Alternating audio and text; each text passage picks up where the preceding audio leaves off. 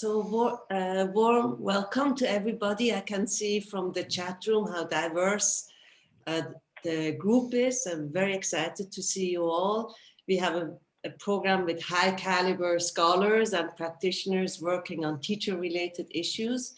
And again, we are extremely pleased to our partner, Nazarbayev University, and especially Zakir Jumakulov, who helped to put a fabulous program together. Let me just say two things about KICS. KICS is an initiative of the Global Partnership for Education, and it is administered through IDRC. IDRC stands for International Development Research Center based in Ottawa. There are a total of 4 KICS hubs or regions that really engage in, KICS stands for information, for knowledge and innovation exchange. So it's not just about knowledge production and knowledge mobilization and surfacing knowledge from the global south, in particular from GPE countries, but it's also about exchange. For this reason, we will have at various points of this program time for discussion and for listening to the participants also and your opinions and your experiences. The KICS hub for this region, and this region is Europe, Eastern Europe, Central Asia, Caucasus, South Asia, East Asia, and the Pacific region. For this region, NORRAG is the hub, is the host. NORRAG is an organization that is very old. It's over 40 years old. We have over 5,000 members. Again, similar government, academia, civil society, and we are basically administering this hub. Once a month, as part of this KICS project, usually the last week of the month, we have a webinar. So this is the 6th webinar, and usually we do it together with partners to get, in addition to Nazarbayev University in Kazakhstan, the other partners are, for the moment, ACER in Australia, FHI 360 in the US, UNICEF regional offices in Geneva, but also in Asia, and UNESCO Bangkok. So having said this, welcome again, and it's absolutely wonderful to see you. Let me pass the floor to José Luis, who will say something in particular about this webinar. José Luis, and he is the hub manager for this region. Thank you, Professor Gitter-Steiner-Ramsey, and hello to everyone. It's so good to see such a diverse audience today. I will start by flagging and thanking our partner institutions for our webinar today. And these are Nazarbayev University, HertsCam Network, Soros Kazakhstan, Teacher Leadership in Kazakhstan, CairoCam Network, School for All, and ProDidactica. I will then briefly outline our program for today. We'll start with we'll have 3 sessions, and the first session will be on the genesis of and the rationale for the International Teacher Leadership Initiative. This session will be led by Dr. David Frost from HertsCam Network and Holson College, Cambridge in the UK. We'll have other speakers who are Dr. Amina El Tamami, Director of CairoCam Network in Egypt, Dr. Rima Bezede, Director of ProDidactica in Moldova, and Saule Kalikova, Soros Foundation, Kazakhstan. We'll then move to our first Q&A, and for the Q&As, we invite you to please include your questions at any time during the discussion, and then we will be able to read them during these Q&A points. Our second session will be on the experience of non-positional teacher leadership. This will be led by Dr. Gulmira Kanai, Teacher Leadership in Kazakhstan Initiative, and also a member of the Nazarbayev University Graduate School of Education in Kazakhstan. We'll have other speakers, Diane Kamkin from HertsCam Network and Hormley Primary School in the UK, and also Janibek Batir, Teacher Leadership in Kazakhstan and physics teacher of school number 83 in Nur Sultan City, Kazakhstan. We'll have a second Q&A, And then the third session will be on teacher leadership in Kazakhstan initiative, led again by Dr. Gulmira Kanai.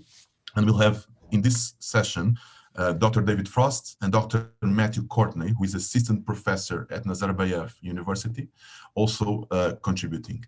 We will move then to a final Q&A session, which is going to be a bit longer, where we can also pick up from questions that were left unanswered in the first two sessions.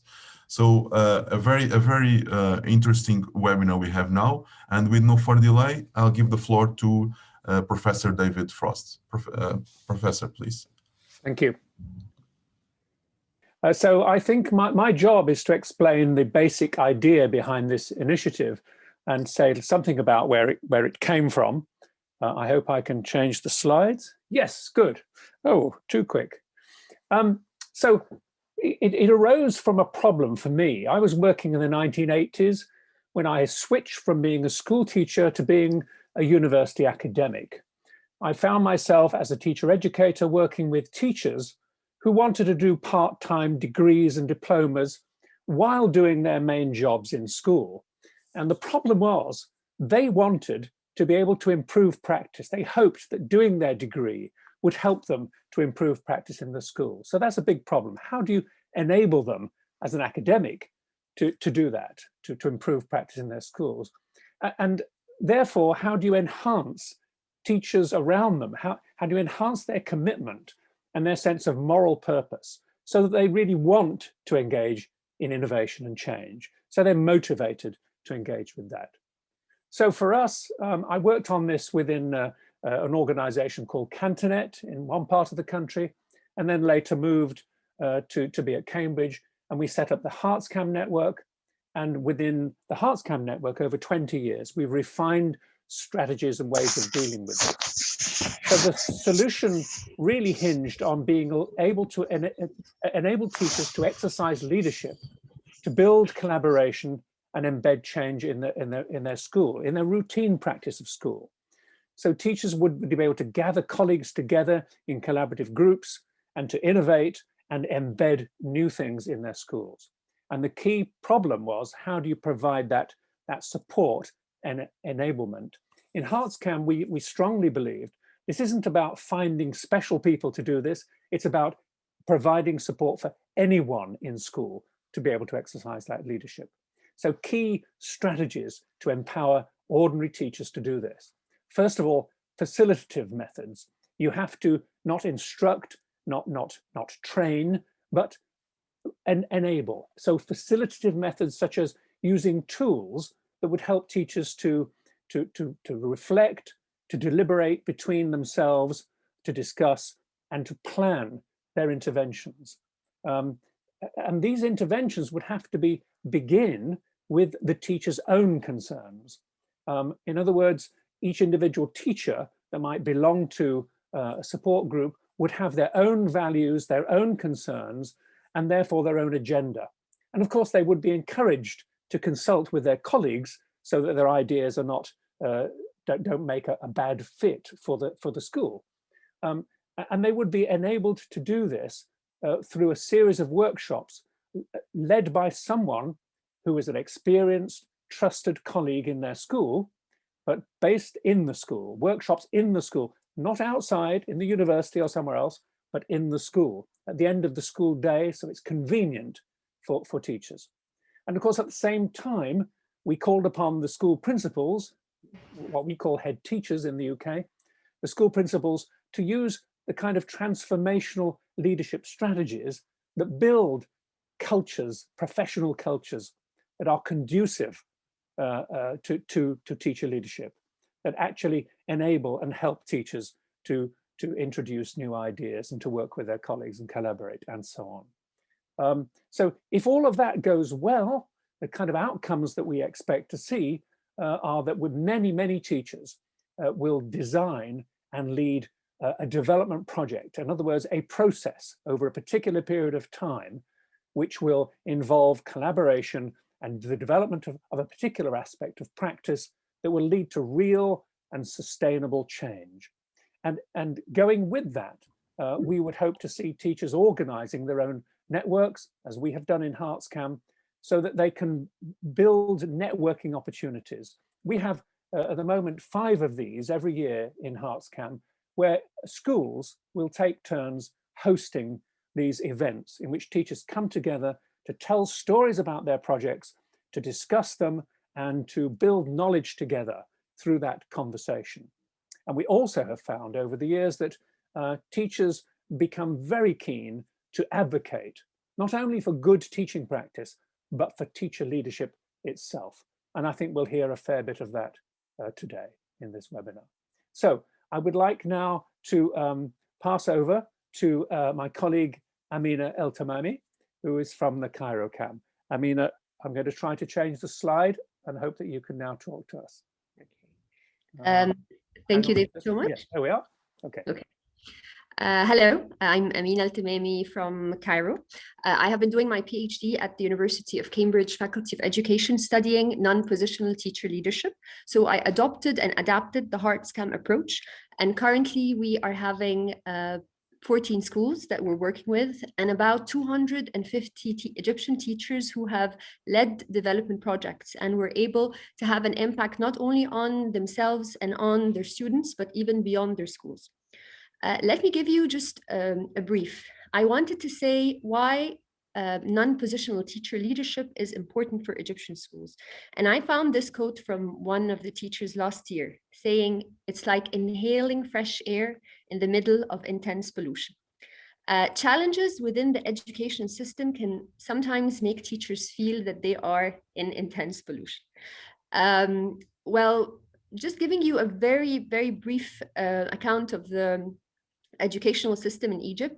So there have been so many reforms led by the government, but many of them have been through borrowing policies from developed countries. They haven't been in the context of Egyptians. Therefore, and for other reasons, teachers tend to be very resistant to change. They feel that they do not initiate change. It's always imposed on them. And there has been a decline in the status of teachers, and a decline in the level of respect and trust that the society holds for them as a whole, leading to a situation where many teachers feel that they're the most victimized in this process. You know, there tends to be low morale. And then comes this program that changes things in a totally different way and makes teachers experience something that they didn't experience before. I'm just going to give you, brief accounts of why I see the change happen. And as you know, I wrote a PhD about this, so probably I have to be very brief.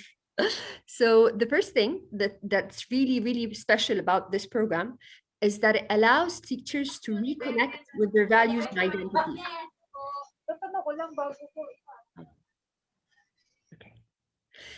So it allows teachers to reconnect with their values and identities. So in the first sessions, teachers are given the space and chance to think for themselves why they are teachers. What are their moral values? What's their moral purpose? What do they want to achieve? And this is something that Egyptian teachers, given how busy their life is and how they don't have room for professional judgment, something that they didn't ask themselves before. And then comes another layer where they have to reflect and self-evaluate themselves. And it has been for years that Egyptian teachers always feel that there has to be a foreign expert who would come and evaluate them, or an external person who would come and evaluate them. So really reflection and self-evaluation hasn't been part of the culture of the society as a whole, not just the teaching profession. So giving them this tool that you yourself are the one who's going to identify what you want to improve empowers them and makes them see and believe that they have the capacity to make change. Another very important element is consulting others. Yes, that they consult, as simple as it might seem. You know, in the teaching profession, many teachers do not consult each other. They feel shy. They feel that I don't want to show that I don't know something. You know, when you are in a very competitive place where opportunities are scarce, the competition sometimes becomes really fierce. So teachers would tend always want to show that, you know, we're perfect, we know everything. And if I ask another colleague, it might seem that I'm weak or I don't know. Through this program, they learned how to consult and they enjoyed consulting. And this opened the door for collaboration on a very deep level and knowledge sharing. And among the things that have been really different in this program that Egyptian teachers didn't experience before was collaborating with different schools. So in the Egyptian society, each school is, you know, like a place of its own. There's intense competition between schools, and, you know, we're kind of fighting for the same students, for the reputation.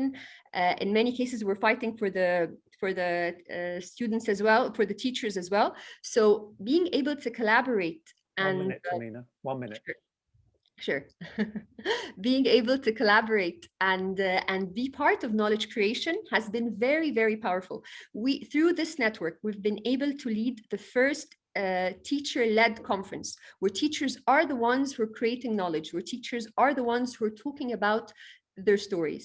The last point I will say very quickly is that through the process, teachers have been learning through experimenting with practice, through reflecting, through trial and error, things that they didn't experience before, which makes them question the way they already teach, where they think, you know, is lecturing and, you know, targeting for test scores is what learning is about. They see a new way of learning that changes the way they teach. Finally, it does change the way they see themselves as capable of leading change, where they see challenges as opportunities. To be honest, this is something that me, myself, have gone through, where I've seen how I have the capacity to lead change. Thank you, David. Amina. That's excellent. Thank you so much. And now it's time to move on to Rima Bezeri from Moldova, a collaborator from many years back. Thank you, Rima. Are you there? Thank you very much, David. I'm very glad to be part of this webinar. The first international event on teacher leadership attended by Moldova team took place in 2009 in Belgrade, where we, together with our colleagues from other Southeast European countries, started to explore teacher leadership. Even this subject wasn't entirely new for us. It raised many questions. First of all, for us, were very interesting to figure out what is the added value of teacher leadership for professional development of teachers and for development of organizational culture of the school. Secondly, it was very interesting to find out if it will be possible to implement teacher leadership approach in Moldova efficiently. So we came back to Moldova with many ideas, and we started first of all with an information campaign among teachers and school managers, because ProDidactica is offering support to all people and organizations who are interested in their development, but in special to teachers and managers. The reaction was very, very positive, and we find out that there are a good experience and practices, but there weren't too many. The second step was for us very important to identify and to find out how can we implement efficiently teacher leadership in Moldova. And I have started my PhD. The results confirmed it is very important to empower teachers and to help them, to support them to develop their professional culture, and in the same time to contribute to development of school culture, collaborative culture. In parallel, in the same time, we approved the support program for teacher leadership implementation, and we started to provide this support to all teachers. We started with 3 schools, but afterwards we worked with many schools. I have to emphasize that the principles of teacher leadership are included as important elements in all our support programs to teachers and managers. Teacher leaders become more confident, more and more visible. Their involvement in decision making process was very important for school organization and culture development. And they mentioned how important to work collaborative and to exchange their practice among their colleagues. And also one important point here was to create the networks. We support them to create the networks at the school level and also at the national level. And here I can mention our debate club PAIDEA. This is one of our network that includes teacher leaders who are interested in their professional development, and in the same time they are very open to share their experience and to support other teachers to develop their skills, their leadership skills, and also their professional culture. We are very, very optimistic about teacher leadership in Moldova. And we think that implemented activities and all 1 minute, please, Amina. leadership principles will contribute to improve quality of education and to empower, we will continue to empower teachers, and we are very happy that for more than 20 years we managed to do this, and we have indeed very good leaders, teacher leaders. Thank you very much. Excellent. Thank you so much, Amina. And now I'd like to pass the baton on to Sauli Kalikova from Soros Foundation in Kazakhstan. Sauli, over to you. Are you there, Sauli? Добрый день всем. Меня слышно? Добрый день всем. Good afternoon, everyone. I'm Sauli Kalikova. I'm a advisor, a policy advisor in Soros Foundation, Kazakhstan. I would like to start my presentation how I learned the concept of non-positional leadership of teacher, how I learned it first time. It happened in 2009. I attended a conference in Belgrade. It was the conference where one of the speakers was David Frost, and the David's speech made a huge impact on me. I was so excited. I felt that in this approach of non-positional leadership of teachers, we have something important. When I left this conference with the idea that we need to understand what is the important about this conference, and later I understood that the concept of non-positional leadership of teachers is based on 3 main pillars that are very important for all teachers in any country, either Kazakhstan, Moldova, Egypt, or the UK. And these 3 pillars are it's a belief in the teacher's capacity, in their capacity to make changes. It's not just belief, but it's belief that we do and would be confirmed and supported by e-tools at their workplace. And what is very important, and this is the 3rd pillar, with very efficient trust-based partnership between researchers who are in universities and practitioners, so between scholars.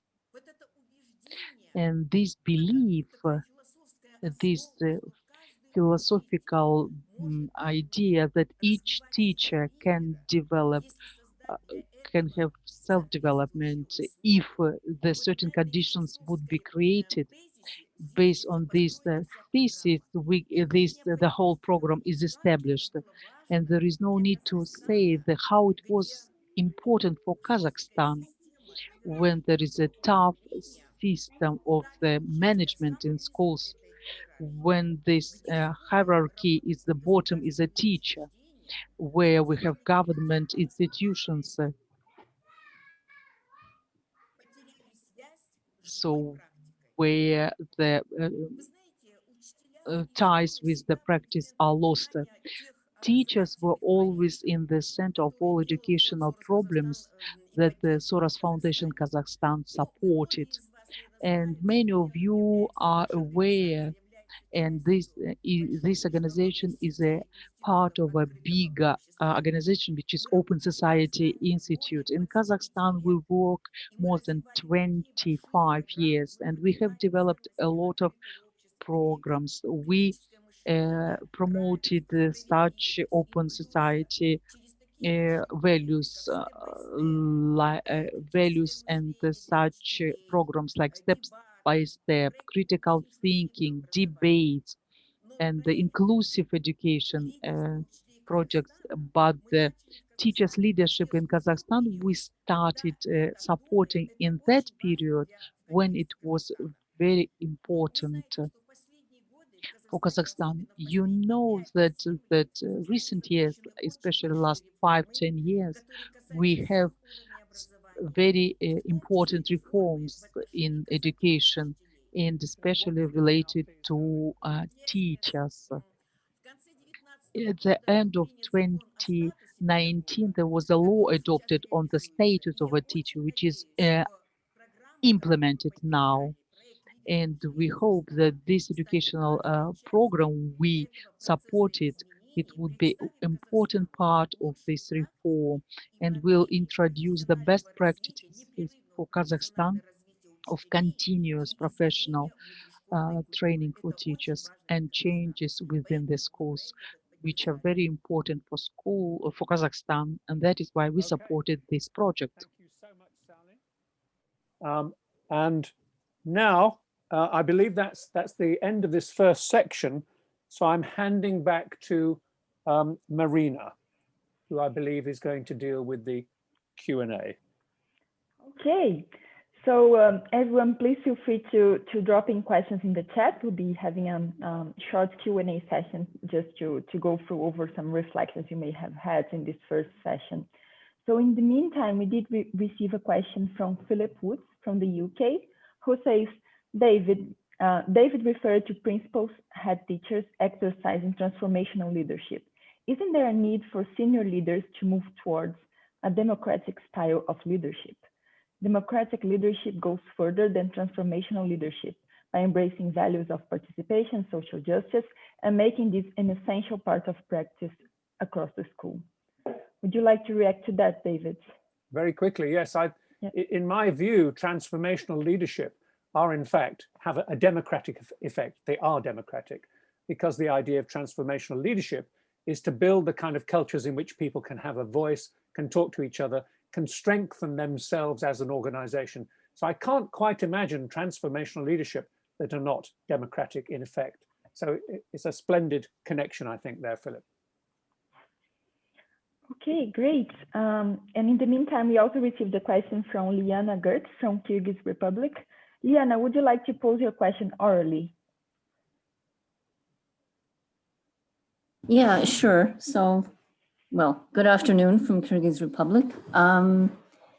Yeah, so my first question is whether this work on the teacher leadership and networking, if it's somehow connected to policy work in terms of also career pathways for teachers, especially in countries maybe where teachers are contract teachers or somehow not fully qualified or certified.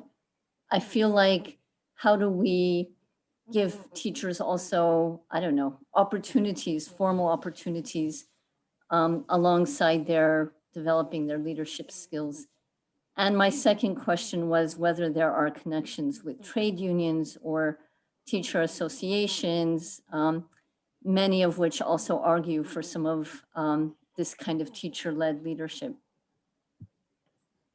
So any of the presenters would like to react to this one?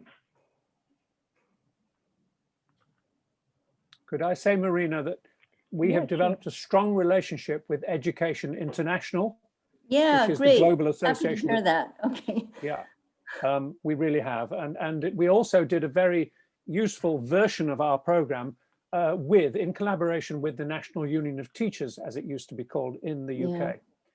We are hoping to have further collaborations with EI in the future. All right. I have a long association with EI, so I'm happy to hear that. Yeah. Good. Okay, perfect. Thanks a lot, Liana.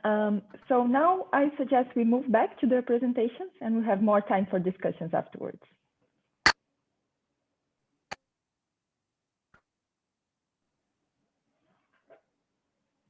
So, Gulmira, are you with us? Yeah, thank you, David. Could you please help me with the timing so that I do not exceed? I will indeed, of course. Very much. Good morning, good afternoon, and good evening, dear colleagues. My name is Gulmira Kanai, and I represent Nazarbayev University Graduate School of Education, and I'm also part of the Teacher Leadership in Kazakhstan initiative. It's a great honor and pleasure to be part of this wonderful event where we can share our experience with the KICS EAP member countries. So as a part of our work in Kazakhstan, we've been adopting and adapting the teacher-led development work strategy, which you can see on your screens. And the strategy was developed by our colleagues at the HertsCam Network, and I would like to give credit to my colleagues Sheila Ball and Emma Anderson-Payne, who are here today with us. So the TLDW strategy, as you can see here, consists of 7 following steps. So at the beginning of the academic year, teachers reflect on their professional values, then they identify their professional concerns, they set action plan, then they engage their colleagues, collaborate with the school administration, parents, students to lead their projects. And at the end of the academic year, they are able to share and construct, first of all, knowledge, and then share their experience with the other colleagues in other schools and in their own schools as well. So such an approach has been very, very effective, at least in Kazakhstan, especially in introducing the idea of non-positional teacher leadership. The idea is built on the conception that leadership is not, position-based or power-based. It's based on the action and the practice of the teachers and every member of the school member of the school. So here, I think that what we are observing is very important thing is that we can build leadership capacity within the schools rather than assigning formal leaders. So in a way, just to address the previous question, we can build capacity within the school and build a system of transition for teachers, to transit from one position to the other and maybe join academia in future or become a policymaker and so on and so forth. So there are lots of opportunities. The other key things that we are learning in this context of Kazakhstan, we are learning that this particular approach is very much helpful in enabling teachers to own their practice, particularly facilitating pedagogical creativity, practice-based knowledge, and ownership of the development process. And the other thing that we are learning is the critical reflection and knowledge building, as I've already mentioned. So that TLDW strategy is based on the problem-oriented and process-based professional learning. Teachers reflect on their practice in their classrooms, in school, even in the community.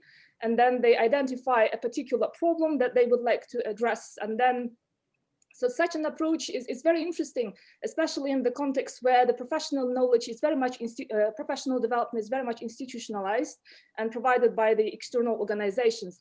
So with the TLDW approach, what we are learning is that external way of providing professional development neglects the contextual and cultural aspect of teachers' knowledge construction, and that's very important as what we are learning here in Kazakhstan. And also we are helping to facilitate self-guided learning in schools in Kazakhstan. The other important thing that we are learning is strategic action. So teachers identify professional concern, then they set action plan, and then they lead their projects. And that's very important in enabling teachers to make teachers' actions more strategic and systematic. The other thing that we are learning as well is collaboration and networking, which is very, very important in this kind of society such as Kazakhstan, where collaboration is very important. Community-based kind of relationships are very important, And in this sense, I think we are providing network events, supporting network events, as David has already mentioned, organizing them once in a term, and teachers come together, they share their, development projects and the ideas and concerns and learn from each other. And we believe that such an approach is very important in the context where the teachers' performance assessment, thank you, are driven by the ideas of comparison and competition. So it's very, very important that we have the instrument to promote collaboration within schools and between schools. And so now I would like to give a floor to my colleagues, the teachers who've been part of the TLDW program in the UK and Kazakhstan. So I would like to invite Diane Kamkin, who is a primary school teacher and at the Warmley Primary School, UK. Diane, are you with us? I'm with you, thank you. Yes, good day to everybody. It's lovely to be here. I feel really honoured to be able to share my experience with you. So I'm going to talk today about my journey with HertsCam, and I've called it a journey of empowerment because I think that encapsulates exactly what's happened to me. So I'm going to start, my starting point was as a newly qualified teacher. And although I came to the teaching profession quite late, and I was generally confident in my normal everyday life, as a newly qualified teacher, I just felt like I had lots of ideas for what I wanted to change in my classroom, but I was really inexperienced. And there I was amongst lots of highly experienced other professionals. And I just felt that I had a bit of a lack of status, really. I didn't have a professional voice at that point. Yes, I had all of these ideas, but I really didn't think that it was my place to speak up and share them and offer them, because at the end of the day, I had a line manager, I had a head teacher who was in charge of making changes and telling us all what to do. But how wrong could I be? I was very, very fortunate that I worked in a school with a wonderful head teacher who had been part of the HertsCam Network more or less from the beginning. And she sent me to take part in a teacher-led development work, the TLDW programme. It was life-changing. It completely changed my practice. It gave me confidence. It gave me my professional voice through a really structured system of support, which Gulmira has just explained, a really simple 7-step process that supported me in becoming a leader of change in my classroom and actually further within my school as well. So I found that in only my second year of teaching, very early in my career, that there I was actually leading training for colleagues in my area of interest, in the thing that I wanted to make a change in, and I was listened to. So suddenly I did have that professional voice. I understood what my driving forces were, my moral purpose. It had always been inside me, but I suddenly had the language and the understanding of what that was. So it was a wonderful experience, so good that I actually asked to do another TLDW project. And I think this is a common theme that people take, do the program once and they just want to repeat it because it's so empowering. So I carried on, did a second project looking at a different curriculum area, and I was about to ask to do a third project when I was asked if I would become a facilitator for a local TLDW group. And I jumped at the opportunity because what it meant is I could then facilitate and empower others to make change. And that to me was a huge motivation. Yes, I could lead change in my own classroom and in my own school, but the joy of being a TLDW facilitator was I could actually help to support others to make changes in lots of settings. And those supportive and dynamic networks that we've created between us still exist to this day, and we still exchange knowledge and innovations. Very, very, very powerful model. From there, the next step became really obvious that I should join the HertsCam master's degree course in teaching and learning. And again, this was a wonderful opportunity to deepen my knowledge and my understanding of what it really does mean to lead change. So this was, again, the great thing about being an MED participant is the networks that you create with other colleagues. And again, to this day, the other participants and I are all still in touch, all sharing practice. The power of those networks is absolutely huge in terms of sharing and helping everybody to keep making changes. And from there, I was absolutely delighted to be asked to be a facilitator on the MED programme itself, because again, just as 1 minute left. Thank you. Just as with my TLDW facilitating, it meant that I have a really great opportunity to share my knowledge and experience to empower others to lead change, supporting my fellow professionals in that long-lasting, impactful change and their understanding of leadership. So I'm very, very lucky that I've started at the place of feeling I had little status, little voice, and now I'm sitting here in front of you today sharing my experience of helping not just myself and my immediate colleagues, but a very wide network of other teachers. Thank you very much.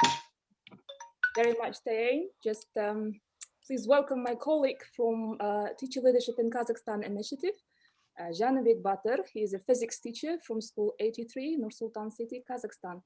Janibek Agay. Good afternoon, dear colleagues. I'm very glad to meet you again at the international webinar. Do you see the slides? Okay, good. My name is Batır Janibek.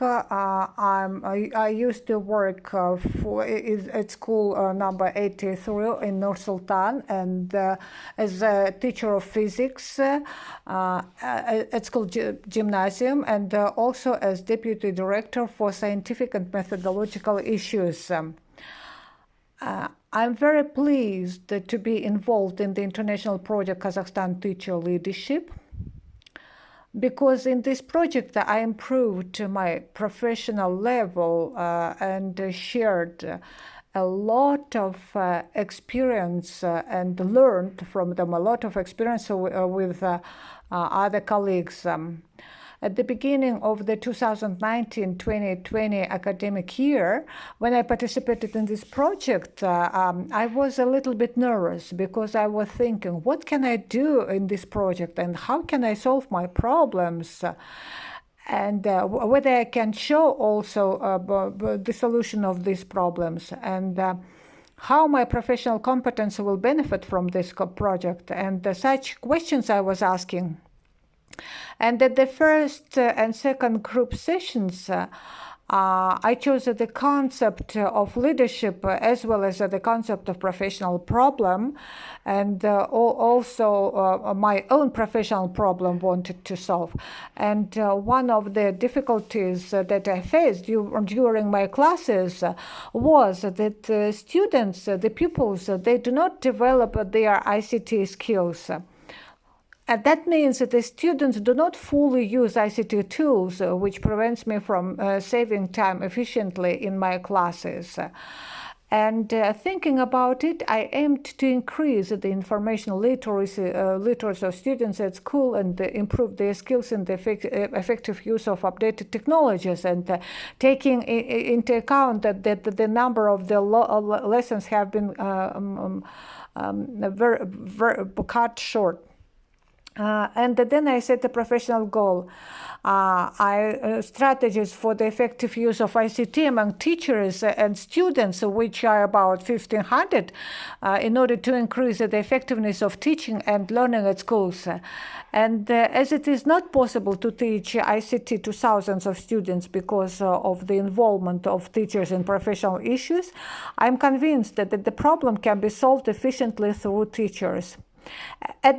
And also at the end of March last year, due to the outbreak of pandemic, the COVID virus, all schools just in the country were locked down, and also in Nur-Sultan, and were switched to online education.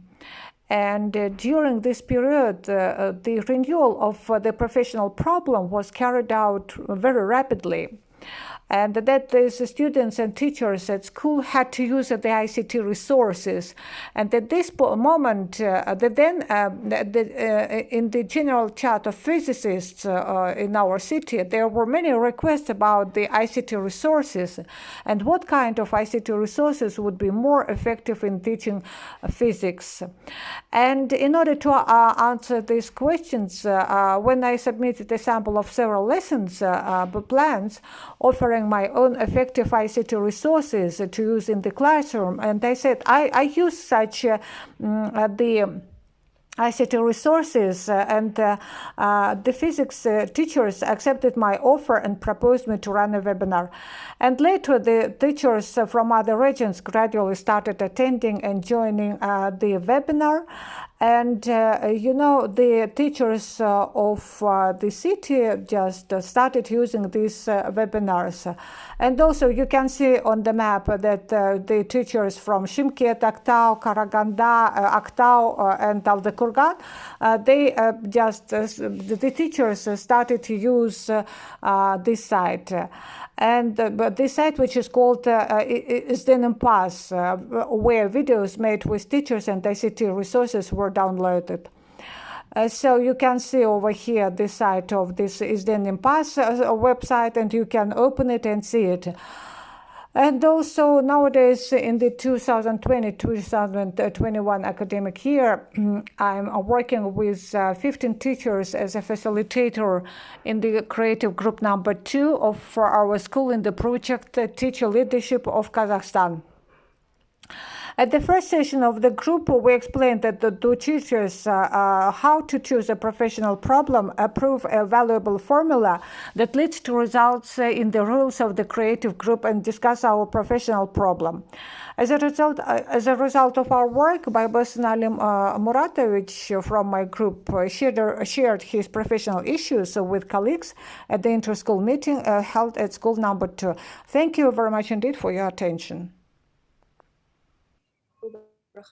Thank you very much. I'm afraid we had some issues with the translation. I'll just quickly wrap up what he tried to explain, what Janabek did. He developed a big project which accidentally had a nationwide kind of impact, and he was sharing his experience. And during the pandemic, Janabek provided a lot of support to other physics teachers throughout Kazakhstan in quickly adapting to the new reality. So that was basically his project was all about. Thank you very much. Any questions? Happy to then give the floor to Marina. Marina, please. Yes, thank you. So we have received some very interesting questions during the session. Maybe I'll start by reading one from Ivana Kozik, UNICEF Croatia. So saying, thank you for the impressive session. Teacher leadership seems now more important than ever, given the changes that education systems are experiencing. So for example, the role of schooling and teachers is changing. Big tech firms seem to be taking over content and form of education.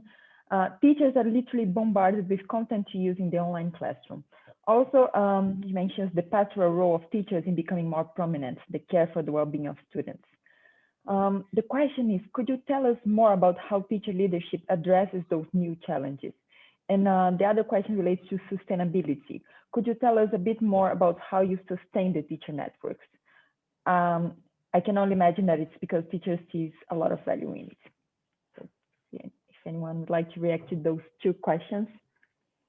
I mean, I can talk about the sustainability of teacher networks because that's something that's been very relevant. So we have, you know, good old social media really helps.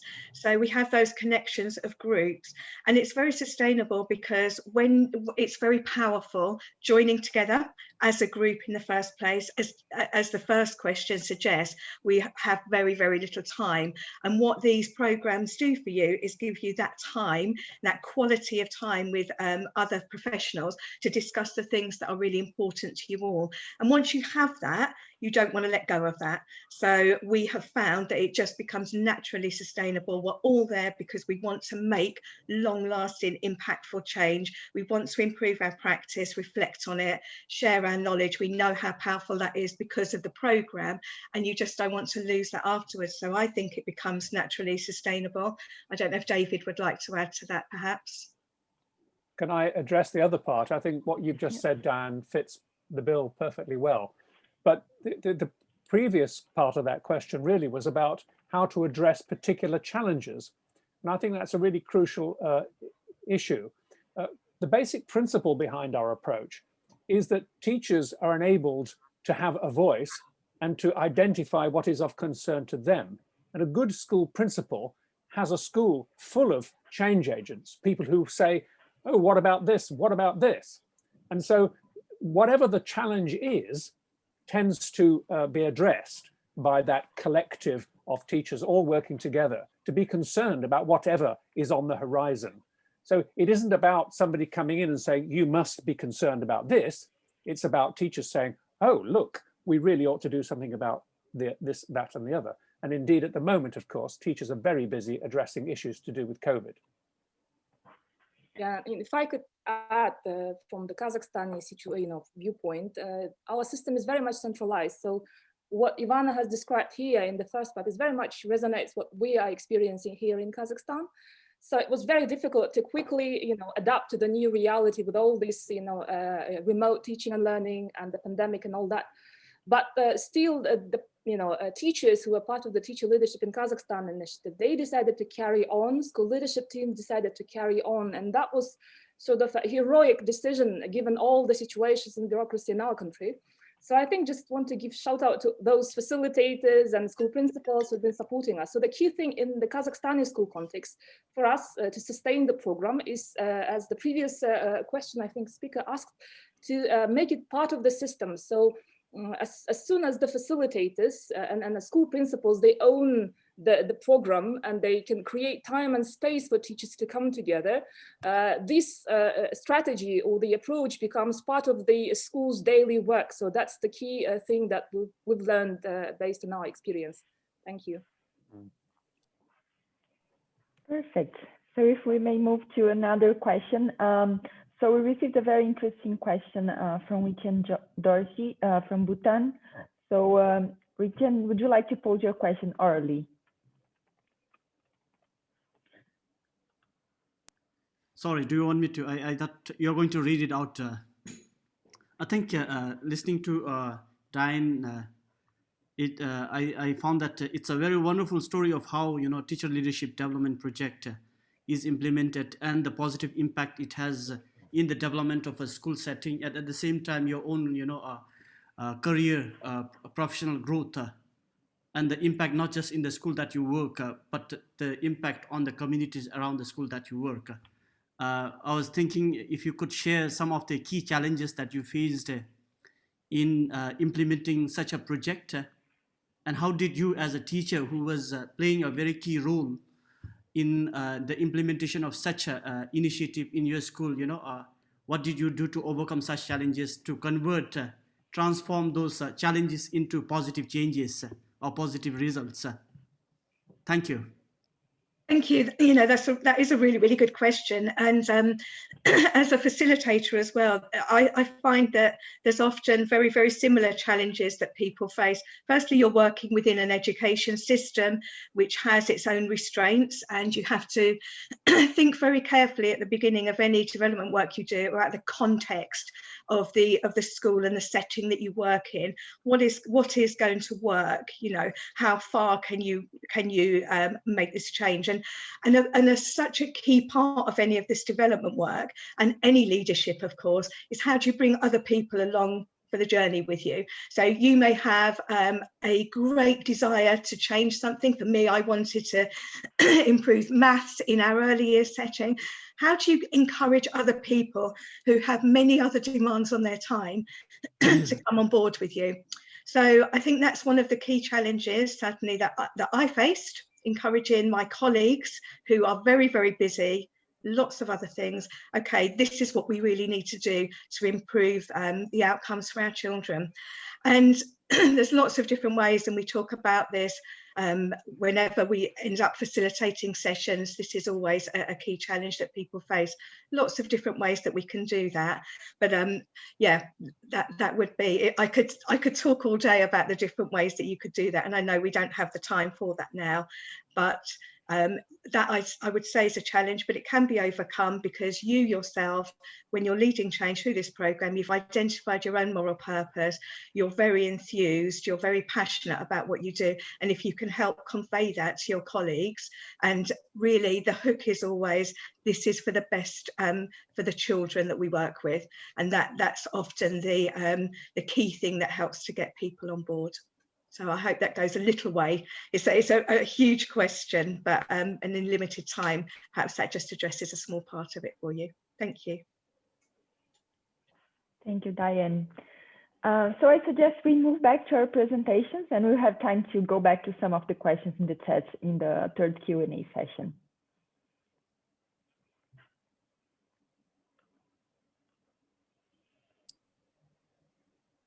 Gumira? Yeah, thank you. David, could you help me with the timing again? Sure. Yep, good. Once again, it's a great pleasure and honor for me to talk about the Teacher Leadership in Kazakhstan initiative. And I think in this part of our session, I'm talking on behalf of 300 teachers who are part of this project and 16 school principals and around 40 facilitators who are leading and implementing this project and the program in their schools. So it's a great honor to represent those people.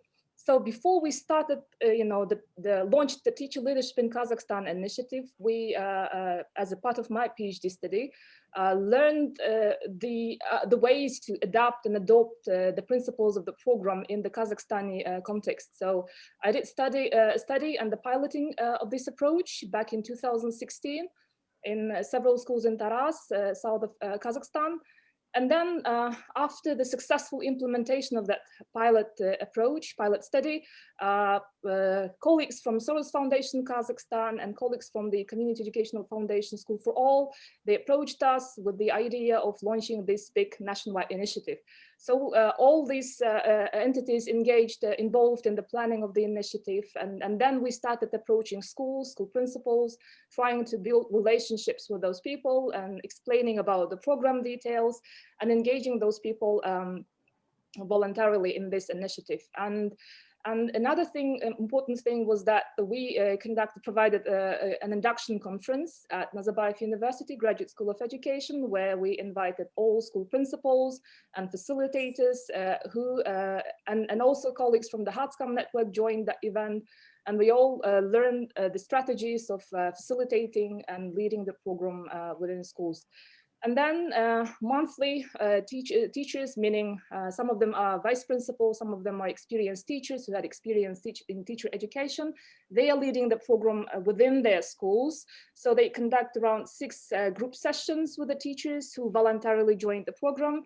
And then they organize individual meetings with those teachers. And then they also support in organizing school network events. So because of the pandemic now, all the school network events are run as a nationwide event. So previously, when we had these, face-to-face ways of conducting group sessions, we were restricted within one region. So the project involves 4 regions at the moment. So we would conduct, regional network events. But because of the online mode of working and learning, we are organizing nationwide big network events these days. So the plan for future is big, but unfortunately, because of the pandemic this year, we couldn't extend the project and the program in other regions of Kazakhstan. Therefore, we decided to consolidate the program in these 16 schools and maybe, when the situation becomes less,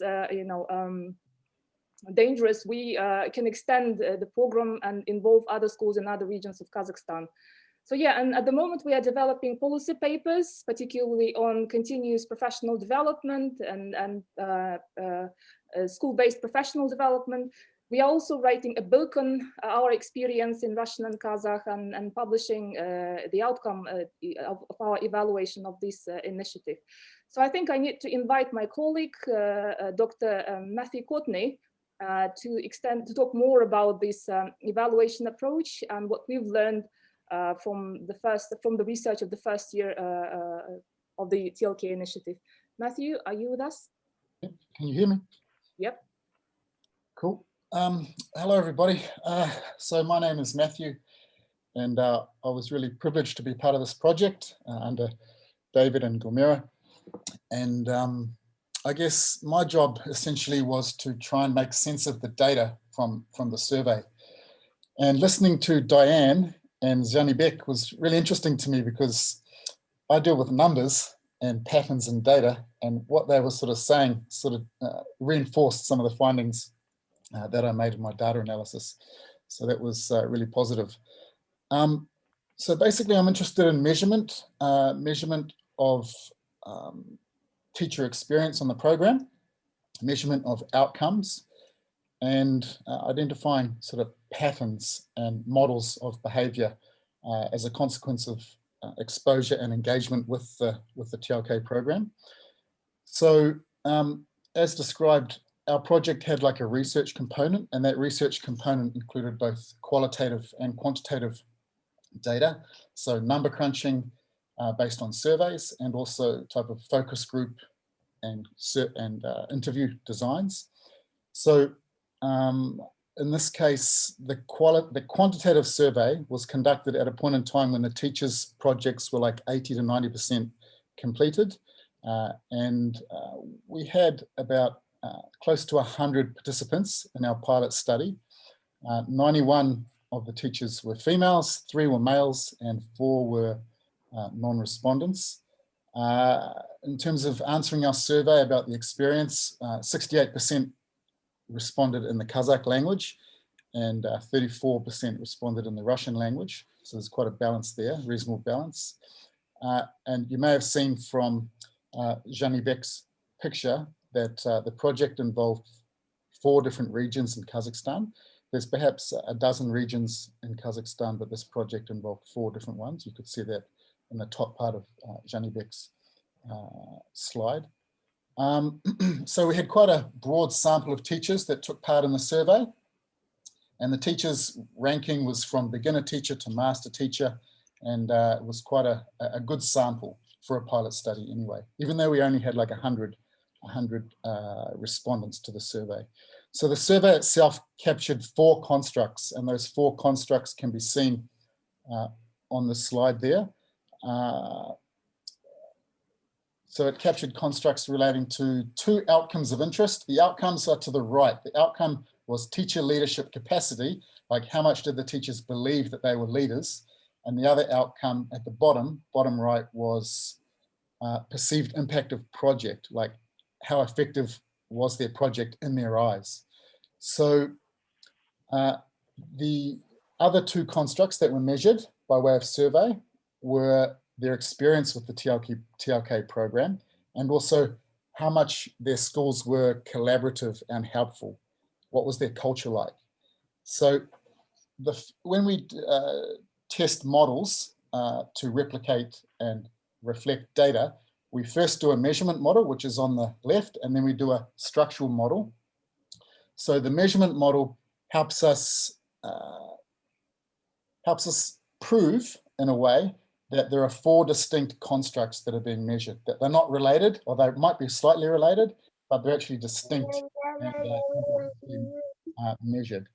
So my modeling involved a measurement model to the left, and it proved that, yeah, these 4 constructs actually exist, that teachers' experience and behavior across those 4 constructs are actually quite different.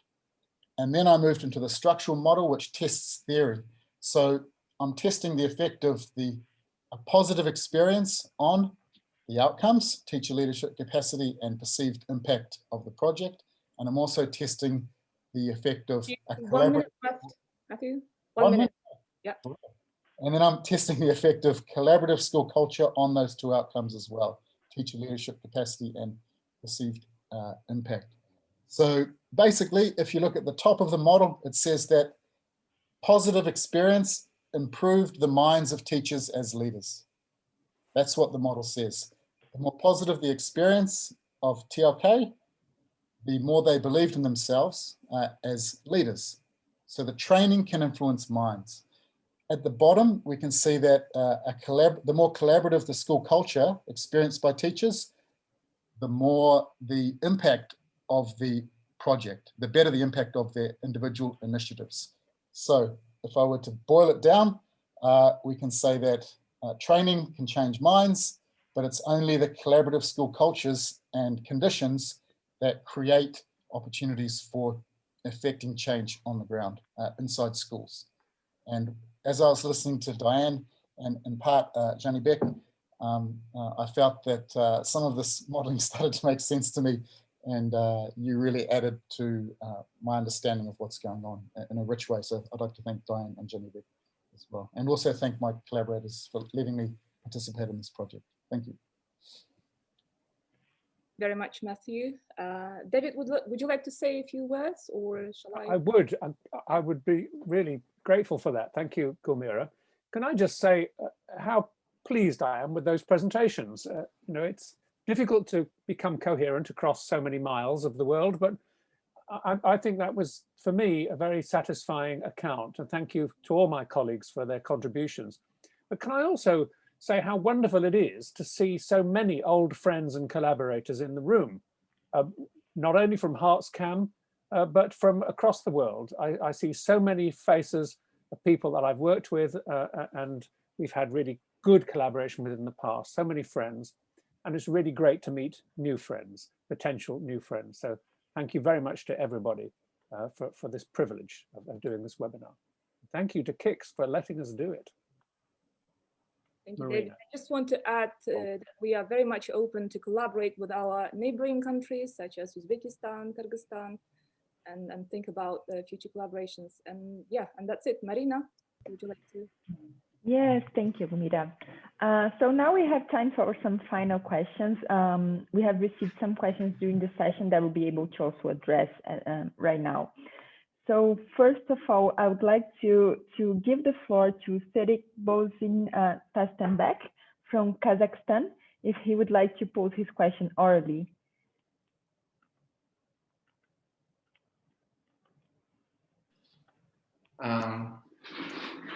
Hello, everyone. So my question was already posted here in the chat. I am an EAP instructor from one Kazakhstan university, and as I asked here in the chat, my question was addressed to the participants, especially from Kazakhstan, and also other participants potentially. My question to you is, what were the short-term and long-term sources of motivation to you? Were you, I don't know, maybe given any financial incentives or maybe potential promotion opportunities for participating in this leadership program, or were the sources of motivation different from that? So thank you so much.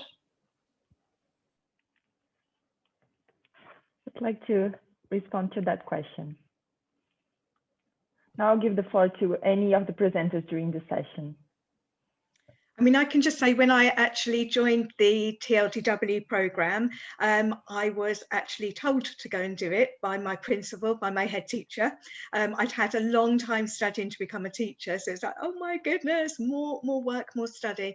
But actually, as I hope I conveyed, it was a really quite life-changing experience. I didn't get any extra salary for doing it, any extra money, but I got something far, far greater than that. And actually it's led to a whole host of other opportunities in my career, not least this experience today of talking to so many of you globally, which is a wonderful privilege to be able to do. Can I suggest that this issue came up in Egypt, Amina?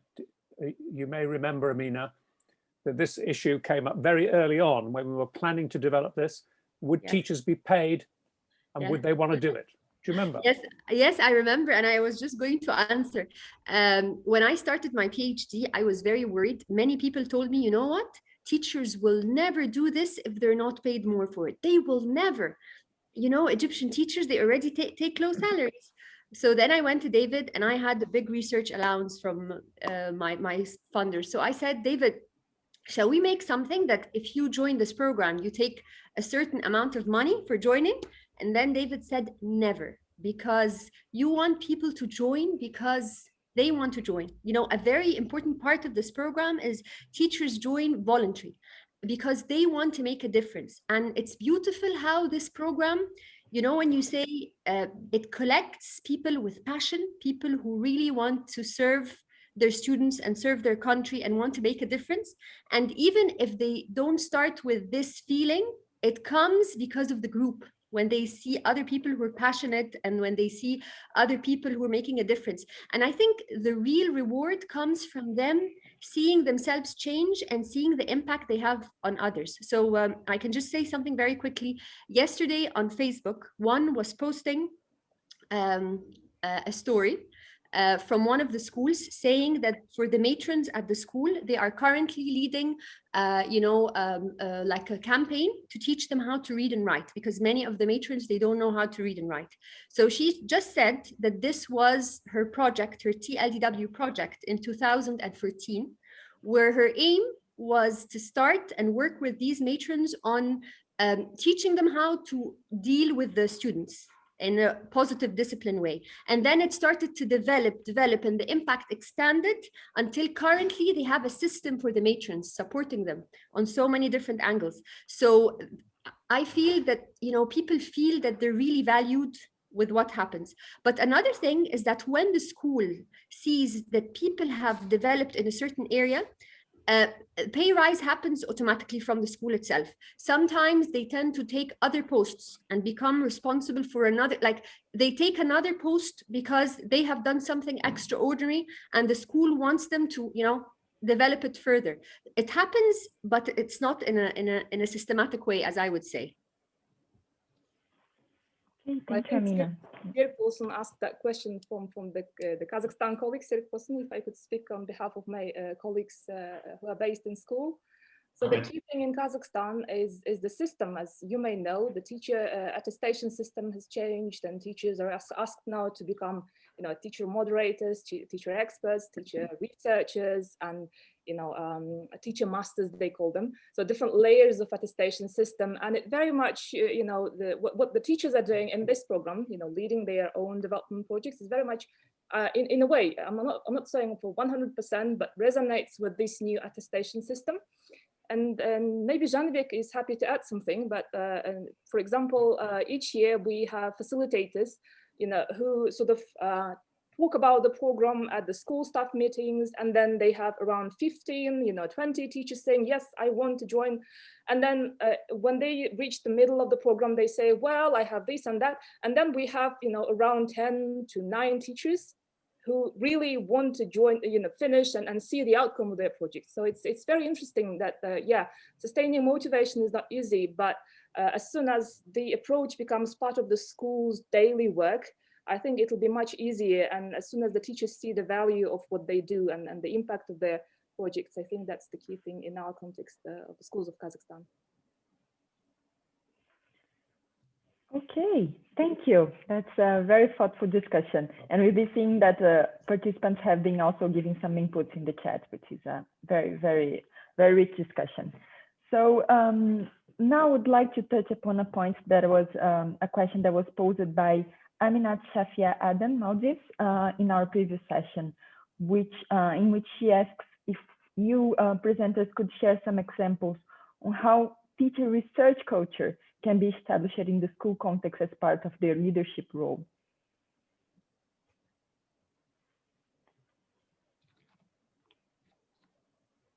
Personally, I don't quite understand. So how do a research culture can be established in the school context as part of the leadership culture? Yes. Coach. A coach? Yeah. Well, let me just suggest, may I, that I think we have an alternative approach to that. I understand that there are many schools that are focused on the idea of research. We have found in the past that there are some problems with that. All the while we want teachers to think about research, they're engaging in activities which are not familiar to them and don't make a great deal of sense in terms of the way schools work and the way professional judgment works. But the idea of enabling teachers to exercise leadership, to build a development process, is, of course, it has an inquiry dimension to it. But to call it research, I think it is a difficulty. And I think it does tend to lead teachers to start thinking about things, the sort of things that Matthew was talking about, which actually don't necessarily help them to develop practice in the school. But so I would suggest that our approach generally is about enabling teachers to inquire and to be scholarly, to look at the literature, but to focus on leading change. I don't know whether that Absolutely. Yeah, no, that's clear, David. And Liana from Kyrgyz Republic just responded in the chat that she would call it action research. Okay. Again, I think that's problematic. Okay. You know, I've read so many teachers' accounts of having to read all these books about action research rather than changing things in the school. But I agree it is a form of action research. But it's problematic. Yeah. So now, also a question from Amina Chaif Adan from Maldives. So she's asking, and Rishan Dorji from Bhutan has the same question. She's asking, how do teacher professional learning communities in your country context function as part of this leadership role? So what is their role in the teacher leadership projects? And then she says that she's happy to hear from any of the presenters.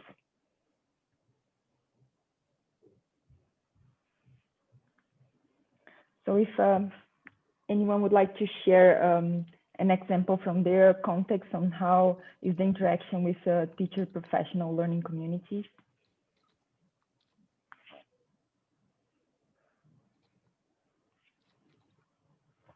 I can share our experience from Moldova. As I already told you, in Moldova we have learning communities at school levels, networks at school levels, and also at national levels. And these are non-formal collaborative working group. And for example, now when we switch on distance learning, this was a situation where all teachers have to understand and have to work and how to work on distance learning. And this was a good example how all teachers try to help each other and how to empower and inspire other people to learn something new, and how all of them had to lead their professional development in this area.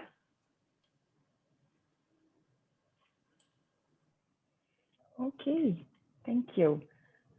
That's a very interesting example. Any other examples that you'd like to share, or should we move on to a next question?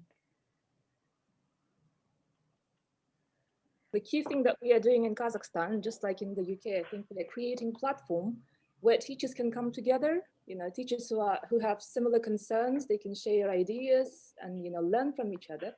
That's the key thing we are doing. And at the moment, what we are doing is trying to engage local educational departments in this endeavor, so to sustain such kind of professional learning communities in the future. Thank you. That's very helpful. So now I suggest we go back to a question received in our first presentation. That is a very interesting point as well for the region, which is, so it's from Dr. Becky Zanda from Nairobi, Kenya, who's asking if we can comment on special education teachers who feel that they are forgotten or are positioned at the bottom of the hierarchy of teaching. Can I suggest that Sheila Ball might have something to tell us about that? I know we have certain examples there in HertsCam, if Sheila's there. I can't see her. Yeah, absolutely. Are you there, Sheila? Yes, I'm here, yes.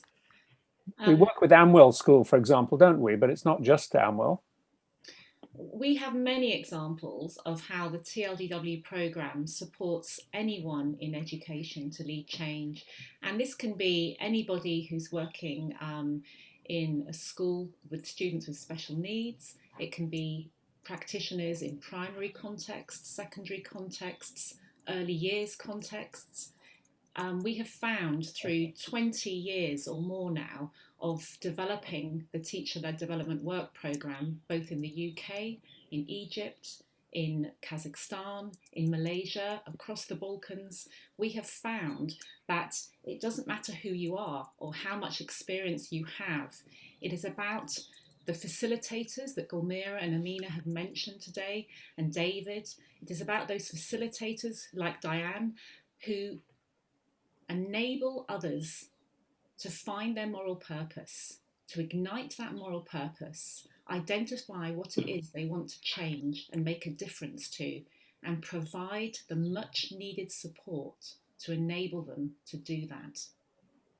So it doesn't need a huge amount of money. It doesn't need to, you don't need to incentivize people through paying them, as someone suggested earlier on. You just need to provide a safe, supportive environment, like a professional learning community has been mentioned in the chat, but with the tools and the highly skilled facilitative skills of facilitators to enable those people to become agents of change. It's within everyone, but it's only when you provide the support, as David has argued, for that to happen, that those capacities for leadership can flourish. And the more we understand about how to do that, the more we can develop sustainable networks that you're seeing here today. And please do get in touch. We're here to support anyone who is interested in building these networks. And I could certainly just add a very brief point to that as well from my own experience, both as I've explained to you as a participant initially, but as a facilitator. And I work in a sector of education in the UK in the early years when children first begin their education. That is often, well, practitioners within that area have a perception that it's overlooked and undervalued. And I have seen wonderful people again come along to the TLDW programme who felt that they were undervalued, didn't have a voice, their opinions didn't really count, and they have gone away at the end of the year again transformed. And I know these are big words to use, but I think that Sheila would agree that this is what happens. That, you know, they're transformed, they go away and they continue to lead change, and they continue not just to be empowered themselves, but to help others around them to feel empowered and able to lead change. And that's exactly as Sheila said, it's in all of us. We need to tap into that. It's the biggest resource we have in education, isn't it? So it's wonderful for everybody to get involved. And we have many first-hand examples of people who may have felt that they were somehow at the bottom of the pile, rising up and saying, hang on, I've got these great ideas and this is what I can bring along. Marvelous. It's a wonderful, wonderful program. I don't know of anything else that does this in the same way. If I could just say to all policymakers out there, if you're looking to try and build an effective and an efficient professional system for education, the retention and retaining teachers and attracting them to the profession is networks like these in CairoCam, in Kazakhstan, HertsCam, that keep people going in education and give them the reason to remain there. And we've seen through the pandemic many, many members of our networks, not just in the UK, but internationally, who have been flourishing in the pandemic and valuing that support we've been able to give each other, because we've got each other there. We've got those contacts, and the remote facilitation has enabled that to happen further. So there's an economic argument for networks like these, I believe. Okay. Thank you, Sheila and Diane, for such inspiring and thoughtful reflections towards the end. I think it's we are in the perfect moment to close up our event. So I may move to José Luis, which will give us some closing remarks. Thank you so much, Marina. So we are reaching the end of the 6th KICS-AP webinar. This was a very fruitful knowledge sharing session. We thank our partners, Nazarbayev University, and our lead content, Zakir Jumakulov. We thank also HertsCam Network, CairoCam Network, Teacher Leadership in Kazakhstan, School for All, Soros Foundation Kazakhstan, and ProDidactica Education Center Moldova. And our speakers, David, Rima, Saleh, Amina, Diane, Janibek, Gulmira, and Matthew. Thank you so much for your support and for making this webinar happen. This activity is made possible by the support of Global Partnership for Education and the International Development Research Center in Canada, and NORRAG, who hosts the Europe Asia Pacific Hub. All the webinar recordings will be made available on our website, and this is going to be shared with you. The context will be shared in the chat. Our webinars are always open access and offered in 3 languages. So every time you receive this webinar's invitation, you can share with all interested participants. These are opportunities to make the knowledge on education systems useful for policy and planning. We will have next activities. Our next webinar will be on the 31st of March. It will be around the topic of scaling impact, an introduction to achieving impact at scale. So this is the issue of how do we scale successful projects for systems impact. In April, we will be partnering with the NORRAG special edition on education and COVID, and we'll be hearing from the studies at our country level. In May, we will be partnering with the UNESCO International Institute for Educational Planning with a webinar focusing on education policy and the concept of evidence. In the next few weeks, we'll also be announcing the next learning cycles, which are professional development courses for national experts. And this will be focused on the implementation of competency-based curriculums and also on the issue of equitable access to education. We are also working on the first regional conference on education policy and innovation for June this year. So please visit the KIC Hub and NORRAG's website for updates on our activities, and do contact us at norrag.kics@graduateinstitute.ch. This is going to be shared in the chat box also. There are also a lot of relevant resources within our website, within our NORRAG website, that can be of great use to all the participants, especially the NORRAG special issues, where you can browse and learn more on education systems reform. So we also want to learn how we can do better. We will send you the evaluation surveys through email to all participants, and we look forward to hearing from you and to continue working with you in our knowledge and innovation exchange activities. So our journey continues. This is just the start of our journey, and we thank you so much for coming, and see you all very soon.